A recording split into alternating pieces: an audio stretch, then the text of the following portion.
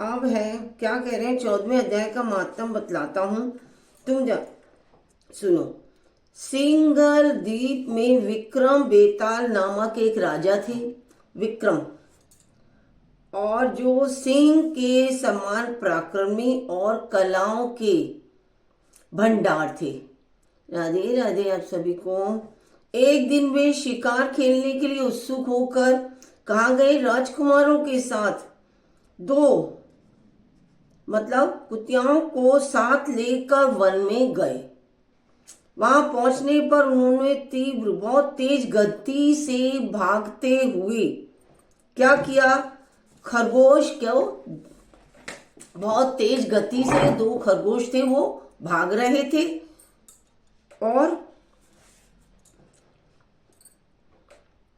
उनके पीछे पीछे जो वो कुत्तों को दो लेकर गए थे वो छोड़ दी। उस समय सब प्राणियों के देखते देखते खरगोश इस प्रकार भागने लगा मानो कहीं उड़ रहा हो, मतलब गायब ही उड़ गया हो। दौड़ते दौड़ते बहुत थक जाने के कारण वह एक बड़ी खंदक यानी गहरे गड्ढे में गिर पड़ा। बहुत गहरा गड्ढा था, उसी में वो गिर गए। गिरने पर भी वह कुत्तों के हाथ नहीं आया और उस स्थान पर जा पहुंचा जहां का वातावरण कैसा था? बहुत ही शांत। वहां हिरन निर्भय होकर सब और वृक्षों की छाया में बैठे थे। हिरन वृक्षों की छाया में बैठे हुए थे। बंदर भी अपने अपने आप टूट कर, बंदर गिरे हुए नारियल के फलों और पके हुए आमों से पूर्ण तृप्त रहते थे। मतलब जो टूट जाते थे फल, उन्हीं को खाकर वो तृप्त रहते थे। और वहां सिंह हाथी के बच्चों के साथ खेल रहे थे। सांप निडर होकर मोर की पंखों में क्या कर रहे थे? घुस जाते थे। मोर के पंखों में सांप घुस जाते थे, जो कि मोर कभी सांपों को नहीं छोड़ता, पकड़ लेता है। उस स्थान पर एक आश्रम के भीतर वत्स नामक मुनि रहते थे और वे जितेंद्रिय, जो वह शांत चित भाव से निरंतर गीता के 14वें अध्याय का पाठ किया करते थे। मतलब ये 14वां अध्याय है मन की शांति के लिए, इस दुनियादारी से दूर ले जाता है। आश्रम के पास ही वत्स मुनि के किसी शिष्य ने अपना पैर धोया था। ये भी 14वें अध्याय का पाठ करने वाले थे। वो भी 14वें अध्याय का पाठ करते थे। राधे राधे आप सभी को। उसके जल से वहां की मिट्टी गीली हो गई थी। वो जो जल से पैर धोए थे, उस जल के पैरों से वहां की मिट्टी गीली हो गई थी। खरगोश का जीवन कुछ शेष था। वह हांफता हुआ आकर उसी कीचड़ में गिर पड़ा। जिससे पैर धोए थे वही मिट्टी गीली हुई और उसी कीचड़ में वो गिर गया। उसके स्पर्श मात्र से ही खरगोश दिव्य विमान पर बैठकर स्वर्गलोक को चला गया। जो मिट्टी गीली थी, खाली उसके छूने से ही वो स्वर्गलोक को चला गया। फिर जो कुतिया थी, जो मतलब जो राजा अपने साथ लेकर आया था, उसका पीछा करते हुए आई। वहां उसके शरीर में भी कुछ कीचड़ के छींटे लग गए, थोड़े।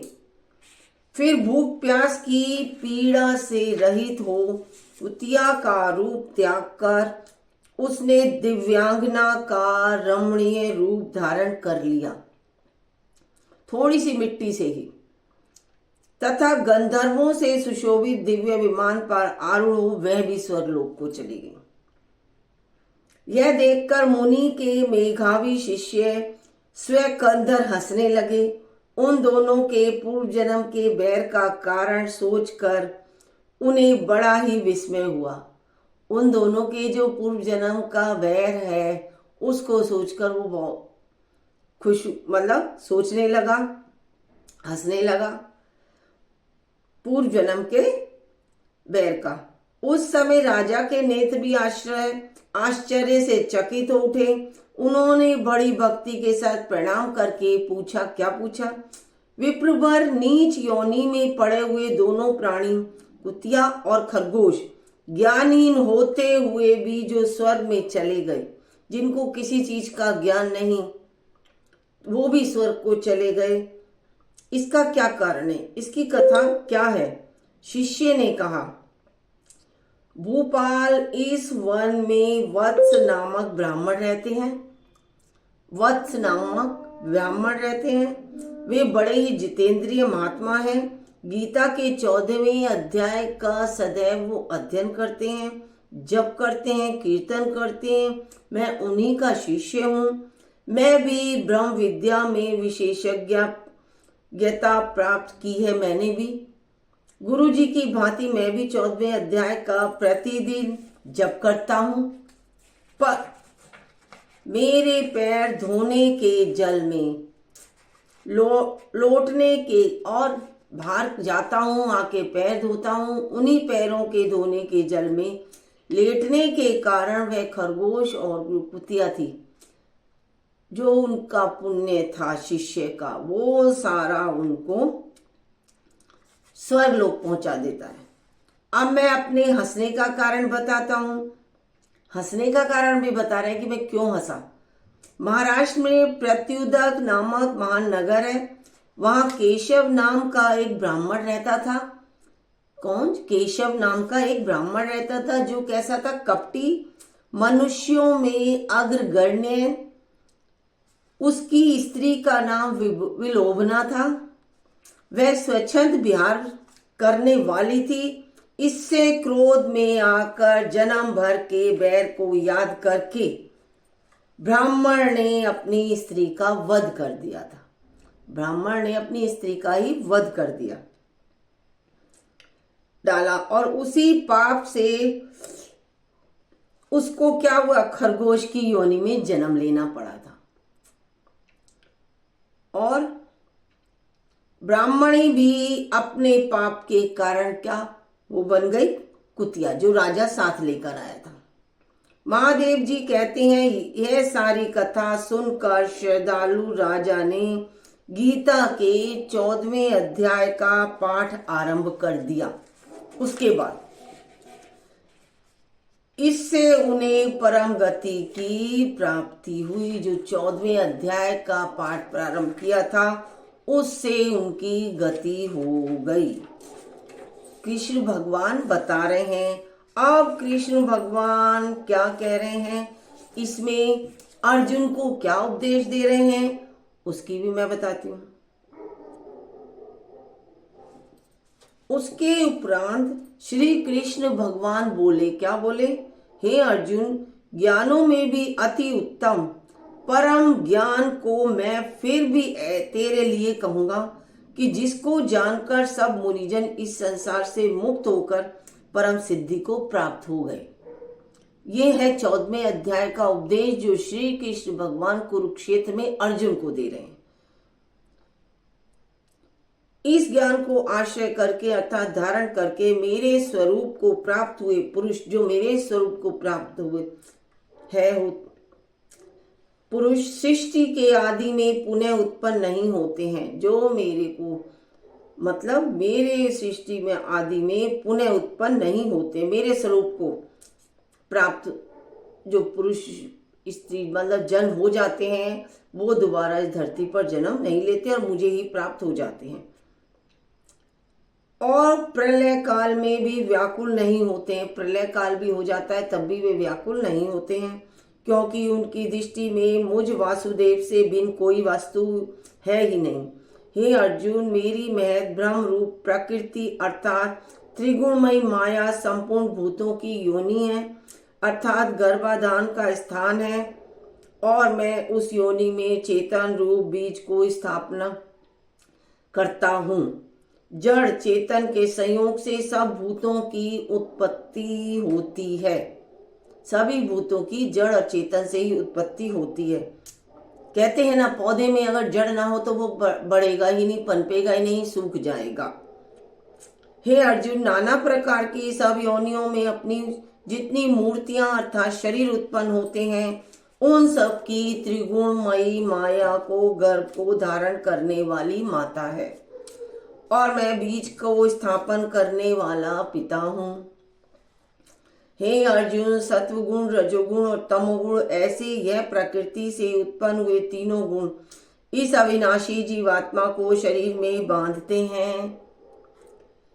हे निष्पाप, उन तीनों गुणों में प्रकाश करने वाला निर्विकार सत्वगुण जो निर्मल होने के कारण सुख की आसक्ति से, ज्ञान की आसक्ति से अर्थात ज्ञान के अभिमान से बांधता है।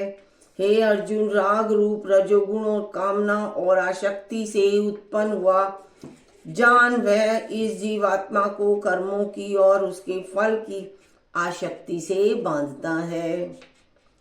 और हे अर्जुन, सर्वदेहाभिमानियों के मोहने वाले तमोगुण को अज्ञान से उत्पन्न हुआ जान वह इस जीवात्मा को प्रसाद, आलस्य और निद्रा के द्वारा बांधता है।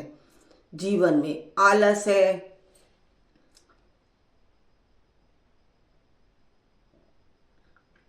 मतलब आलस भी है जीवात्मा में, प्रमाद, निद्रा सब उसी से बांधे रखता है। सतगुण सुख में लगाता है और रजोगुण कर्म में लगाता है तथा तमोगुण तो ज्ञान को आच्छादन करके अर्थात ढक के प्रमाद में भी लगाता है। और हे अर्जुन, रजोगुण और तमोगुण को दबाकर सतगुण होता है। रजोगुण और तमोगुण को जब दबा देता है वो क्या बन जाता है? सतगुण, यानी तमोगुण को दबाता है, रजोगुण को दबाता है तो सतगुण होता है, अर्थात वो बढ़ता है तथा रजोगुण और सतगुण को दबाकर तमोगुण बनता है। वैसे ही तमोगुण और सत्वगुण को दबाकर रजोगुण बनता है, एक दूसरे को दबाकर ये बनते हैं। आपको राधे राधे, बिहारी लाल की जय। से इसलिए जिस काल में इस देह में तथा अंतःकरण और इंद्रियों में चेतनता और बोध शक्ति उत्पन्न होती है उस काल में ऐसा जानना चाहिए कि सत्व गुण बड़ा है। और हे अर्जुन, रजोगुण के बढ़ने पर लोभ, प्रवृत्ति अर्थात सांसारिक चेष्टा तथा सब प्रकार के कर्मों को का सर्वात बुद्धि से आरंभ एवं अशांति अर्थात मन की चंचलता, राधे राधे, और विषय भोगों की लालसा, यह सब उत्पन्न होते हैं। तथा हे अर्जुन, तमोगुण के बढ़ने पर अंतःकरण और इंद्रियों में अप्रकाश एवं कर्तव्य कर्मों में अप्रवृत्ति और प्रमाद अर्थात व्यर्थ चेष्टा और निद्रादि अंतःकरण की मोहिनी वृत्तियां, यह सब ही उत्पन्न होते हैं। हे अर्जुन, जब यह जीवात्मा सतगुणों की वृद्धि में मृत्यु को प्राप्त होता है तब तो उत्तम कर्म करने वालों के मल रहित अर्थात दिव्य स्वर्गादि रजोगुण लोकों को प्राप्त होता है, स्वर्ग आदि लोगों को प्राप्त हो जाता है। रजोगुण के बढ़ने पर अर्थात जिस काल में रजोगुण बढ़ता है, इसके भी काल अलग अलग होते हैं जिससे किसकी प्रवृत्ति कैसी होती है ये सब रहता है। उस काल में मृत्यु को प्राप्त होकर कर्मों की आसक्ति वाले मनुष्यों में उत्पन्न होता है तथा तमोगुण बढ़ने पर मरा हुआ पुरुष, तमोगुण जब बढ़ जाता है तो मरने पर पुरुष क्या होता है? कीट, पशु आदि मूल योनियों में उत्पन्न होता है। लालसा, धरती की लालसा, घरों की लालसा, परिवार की लालसा ये रहती है मन में, तब ये काम होता है। क्योंकि सात्विक कर्म का तो सात्विक अर्थात सुख, ज्ञान और वैराग्य आदि निर्मल फल कहता कहा है और राजस कर्म का फल दुख एवं तामस कर्म का फल अज्ञान होता है। तामसी फल जब बढ़ता है जब मनुष्य में अज्ञान हो जाता है। राजस कर्म का फल दुख है, जब वो कोई दुखी होता है तब राजस कर्म का फल मिलता है, जिससे मनुष्य दुखी होता है। रजोगुण से निसंदेह लोभ उत्पन्न होता है, रजोगुण से लोभ आ जाता है, उत्पन्न होता है। इसलिए सत्वगुण में स्थित हुए पुरुष स्वर्ग आदि उच्च लोकों को जाते हैं तथा रजोगुण में स्थित राजस पुरुष मध्य में अर्थात मनुष्य लोक में ही रहते हैं। जो रजोगुण से लिप्त होते हैं तो वो वापस धरती पर ही आते हैं। एवं तमोगुण के कार्य रूप निद्रा, प्रमाद, आलस्य आदि में स्थित हुए तामस पुरुष अधोगति को अर्थात कीट, पशु आदि नीच योनियों को प्राप्त होते हैं। जिसके शरीर में आलस होता है, कहता है ये नहीं वो नहीं कुछ नहीं, और तामसी होता है, उसका ही ये कीट पतंग पशुओं में जन्म होता है। हे अर्जुन, जिस काल में दुष्टता अर्थात समष्टि चेतन में एक ही भाव से स्थित हुआ साक्षी पुरुष तीनों गुणों के सिवा अन्य किसी को करता नहीं देखता है, तीनों गुणों के सिवा वो किसी को नहीं देखता है, अर्थात गुण ही गुणों में बरतते हैं ऐसा देखता है, और तीनों गुणों से अति परे सच्चिदानंद घन स्वरूप रूप मुझ परमात्मा को तत्व से जानता है। उस काल में वह पुरुष मेरे स्वरूप को ही प्राप्त होता है तथा वह पुरुष इस स्थूल शरीर की उत्पत्ति के कारण तीनों गुणों का उल्लंघन करके जो तीनों गुणों का ही उल्लंघन कर देता है, जन्म मृत्यु वृद्धावस्था सब प्रकार के दुखों से मुक्त हुआ परमानंद को प्राप्त होता है। जो तीनों को ही स्वरूप को परमात्मा को तत्व में जानता है, उस काल में वह पुरुष मेरे स्वरूप को प्राप्त होता है। क्या कह रहे हैं? अर्थात गुण के गुणों में बढ़ते हैं, ऐसा देखता है कि तीनों गुणों से अति परे, तीनों गुणों से अति परे सच्चिदानंद घन स्वरूप मुझ परमात्मा को तत्व से जानता है, तीनों गुणों को छोड़कर। उस काल में वह पुरुष मेरे स्वरूप को ही प्राप्त होता है तथा वह पुरुष स्थूल शरीर की उत्पत्ति के कारण तीनों गुणों का उल्लंघन करके जन्म मृत्यु वृद्धावस्था सब प्रकार के दुखों से मुक्त हुआ परमानंद को प्राप्त होता है। इस प्रकार भगवान के रहस्य वचनों को सुनकर अर्जुन क्या पूछता है कि हे पुरुषोत्तम, क्यों जब को पुरुषोत्तम नाम से ही बोलते थे, इन तीनों गुणों से अतीत हुआ पुरुष किन किन लक्षणों से युक्त होता है, जो कि इन तीनों गुणों से अतीत और किस प्रकार के आचरणों वाला होता है, तथा हे प्रभु मनुष्य किस उपाय से इन तीनों गुणों से अतीत होता है। इस प्रकार अर्जुन के पूछने पर श्री कृष्ण भगवान बोले, हे अर्जुन, जो पुरुष सतगुण के कार्य रूप प्रकाश को और रजोगुण के कार्य रूप प्रवृत्ति को तथा तमोगुण के कार्य रूप मोह को, तमोगुण में मोह होता है तो उसे भी छोड़ देता है, तो भी ना तो प्रवृत्त होने पर बुरा समझता है, अगर कोई प्रवृत्ति वाला ऐसा होता है होने पर वह कोई भी बुरा नहीं समझता, और ना निवृत्त होने पर उसकी आकांक्षा करता है, तथा जो साक्षी के सदृश स्थित हुआ गुणों के द्वारा विचलित नहीं किया जा सकता, वो विचलित भी नहीं होता है, और गुण ही गुणों में बढ़ते हैं गुण जो है गुणों से ही बढ़ते हैं, ऐसा समझता हुआ जो सच्चिदानंद घन परमात्मा में एक ही भाव से स्थित रहता है एवं उस स्थिति में चलायमान नहीं होता है, जो निरंतर आत्मभाव में स्थित हुआ क्या है, दुख सुख को समान समझने वाला है, तथा मिट्टी पत्थर और सुवर्ण में समान भाव वाला है और धैर्यवान है, तथा जो प्रिय और अप्रिय को बराबर समझता है और अपनी निंदा स्तुति में भी समान भाव वाला है, तथा जो मान और अपमान में सम है, बराबर है, एवं मित्र और बैरी के पक्ष में भी सम है, बराबर है। वह संपूर्ण आरंभों में कर्तापन के अभिमान से रहित और पुरुष गुणातीत कहा जाता है। इनको नहीं समझता कुछ भी, अभिमान को कहता कोई भी, मन में शांति रखता है। और जो पुरुष अविचारी भक्ति रूप योग के द्वारा मेरे को निरंतर भजता है, वह इन तीनों लोकों को अच्छी प्रकार उल्लंघन करके सच्चिदानंद घन ब्रह्म रूप में एक ही भाव होने के लिए योग्य होता है।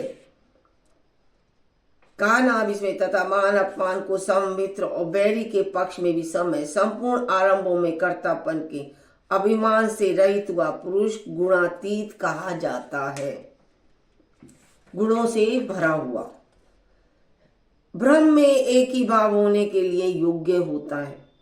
हे अर्जुन, उस अविनाशी पर ब्रह्म का और अमृत का तथा नित्य धर्म का और अखंड एक रस आनंद का मैं ही आश्रय हूँ, अर्थात उपयुक्त ब्रह्म, अमृत, अव्यय और शाश्वत धर्म तथा एकांतिक सुख, यह सब मेरे ही नाम है, इसलिए इनका मैं परम आश्रय हूँ।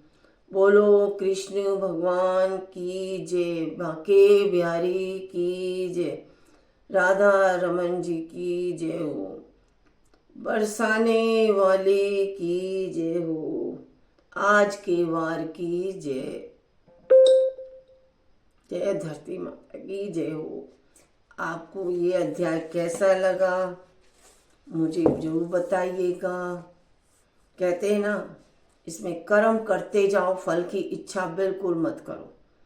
जो कर्म करोगे वैसा ही फल देगा भगवान। ये है गीता का ज्ञान। जैसा कर्म करोगे वैसा फल देगा भगवान, ये है गीता का ज्ञान, ये है गीता का ज्ञान। यही ज्ञान है गीता का। आपको बताइए कैसा लगा मेरा पाठ, जो भी मैंने अध्याय किया। इनका तो खैर गीता का पाठ तो बहुत ही अच्छा पढ़ना चाहिए और अच्छा भी लगता है। इसमें कहते हैं ना, कृष्ण भगवान जन्म मथुरा में लिया, रहे गोकुल में, यही तो होता है। इन्होंने, कृष्ण भगवान ने अपने शरीर तो त्यागा था, जहाँ कहाँ द्वारका, लेकिन दिल कहाँ पहुंच गया उनका, जगन्नाथपुरी में। अब भी धड़कता है उनका दिल उन मूर्तियों में। जगन्नाथ जी, आपको सुनाऊंगी इनकी जगन्नाथ जी की कथा। आप सुनना चाहें तो मुझे कमेंट बॉक्स में आप जरूर बताइएगा। और आपको मेरी ये कथा, मतलब गीता पाठ कैसा लगा कमेंट में बताइए। राधे राधे आप सभी को। फिर देखूंगी